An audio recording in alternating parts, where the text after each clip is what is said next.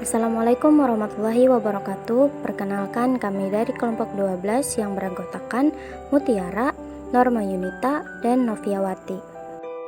Kami akan membahas fungsi-fungsi keluarga unit masyarakat terkecil yang dibimbing oleh dosen pengampu Agus Dianor, SOS IMM. Selamat menyaksikan. Baiklah, kita memasuki pembahasan, yaitu yang pertama, pengertian keluarga. Keluarga berasal dari bahasa Sanskerta kula dan warga, yang jika digabungkan menjadi kulawarga, yang berarti anggota atau kelompok kerabat. Keluarga adalah lingkungan di mana beberapa orang yang masih memiliki hubungan darah. Keluarga sebagai kelompok sosial terdiri dari sejumlah individu, memiliki hubungan antar individu. Terdapat ikatan, kewajiban, tanggung jawab di antara individu tersebut.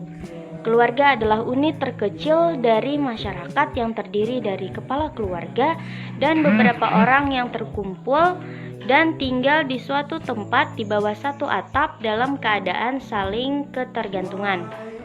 Keluarga merupakan lembaga sosial yang paling besar untuk mencetak kualitas manusia.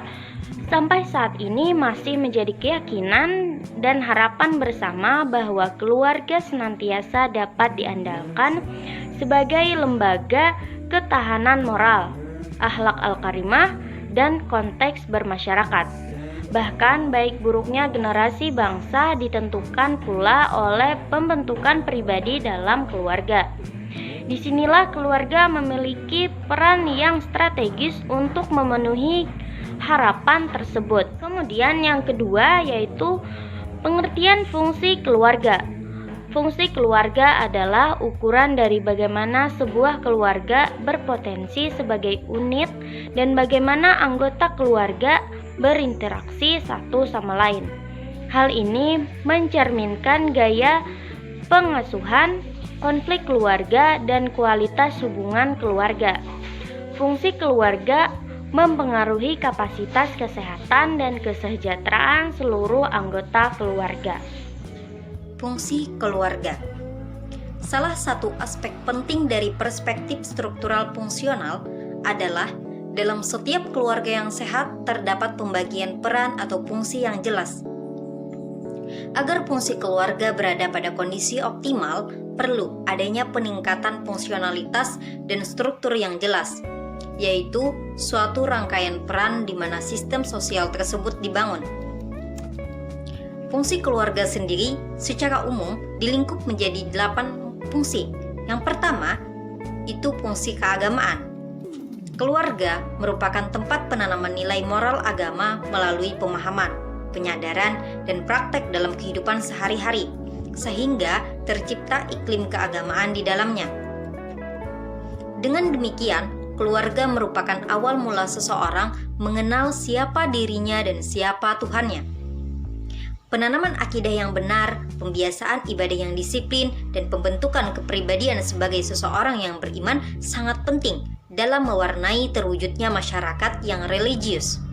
Keluarga perlu memberikan dorongan kepada seluruh anggotanya agar kehidupan keluarga sebagai wahana persemaian nilai-nilai agama dan nilai-nilai luhur budaya bangsa dan untuk menjadi insan-insan agamis yang penuh iman dan takwa kepada Tuhan Yang Maha Esa. Yang kedua, fungsi sosial budaya. Hal ini berkaitan untuk menjadikan anak sebagai anggota masyarakat yang baik, mampu memegang norma-norma kehidupan secara universal, baik interrelasi maupun pluralistik lintas suku. Fungsi sosial ini menunjuk peranan keluarga dalam membentuk kepribadian anak. Melalui interaksi sosial dalam keluarga itu, anak mempelajari tingkah laku, sikap, keyakinan, cita-cita, dan nilai-nilai pada masyarakat dalam rangka pembentukan kepribadian. Yang ketiga, ada fungsi cinta kasih. Keluarga memberikan landasan yang kokoh terhadap hubungan anak dengan anak, suami dengan istri, orang tua dengan anaknya, serta hubungan kekerabatan antar generasi sehingga keluarga menjadi wadah utama bersemainya kehidupan yang penuh cinta kasih lahir dan batin. Fungsi ini memberikan kebutuhan akan kasih sayang dan rasa dicintai pada anggota keluarga yang sangat dibutuhkan untuk kelangsungan hidup manusia. Cinta dan kasih sayang adalah kebutuhan dasar manusia itu sendiri. Yang keempat, fungsi melindungi atau proteksi. Keluarga melindungi anggota dari ancaman fisik, ekonomis, psikososial, dan psikologis itu sendiri. Fungsi ini bertujuan untuk melindungi anggota keluarga dari bahaya yang mengancam keselamatannya. Pada hakikatnya, anak-anak yang masih kecil serta anggota keluarga yang tidak berdaya sangat memerlukan adanya perlindungan dari anggota keluarga lainnya. Apabila fungsi ini dapat dikembangkan, maka keluarga bisa menjadi tempat perlindungan yang aman, lahir dan batin bagi seluruh anggota keluarganya. 5. Fungsi reproduksi. Fungsi ini ialah mekanisme untuk melanjutkan keturunan yang direncanakan dapat menunjang terciptanya kesejahteraan manusia di dunia yang penuh iman dan takwa. Fungsi keluarga dapat dalam perencanaan untuk melanjutkan keturunannya yang sudah menjadi fitrah manusia, sehingga dapat menunjang kesejahteraan umat manusia secara universal. 6. Fungsi pendidikan. Keluarga merupakan tempat pendidikan bagi semua anggotanya, di mana orang tua memiliki peran yang cukup penting untuk membawa anak menuju kedewasaan jasmani dan rohani dalam dimensi kognitif, afektif, maupun skill, dengan tujuan untuk mengembangkan aspek mental, spiritual, moral, intelektual, dan profesional. Fungsi ini merupakan bentuk penjagaan hak dasar manusia dalam memelihara dan mengembangkan potensi akalnya. Pendidikan keluarga sekarang ini pada umumnya telah mengikuti pola keluarga demokratis, di mana tidak dapat dipilah-pilah siapa belajar kepada siapa. Peningkatan pendidikan generasi penerus berdampak pada pergeseran relasi dan peran-peran anggota keluarga. Karena itu, bisa terjadi suami belajar kepada istri, bapak atau ibu belajar kepada anaknya. Namun, teladan baik dan tugas-tugas pendidikan dalam keluarga tetap menjadi tanggung jawab kedua orang tua. Dalam hadis, Nabi ditegaskan setiap anak lahir dalam keadaan suci. Orang tuanya lah yang menjadikan dia Yahudi, Nasrani, maupun Majusi. Hadis riwayat Ahmad Tabrani dan Baihaqi. 7. Fungsi ekonomi.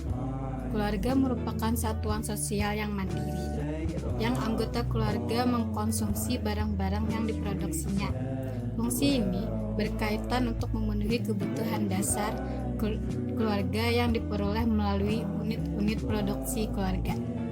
Pembagian kerja di antara anggota-anggotanya merupakan aktivitas pemberian jasa, dan keluarga bertindak sebagai unit terkoordinir dalam produksi ekonomi.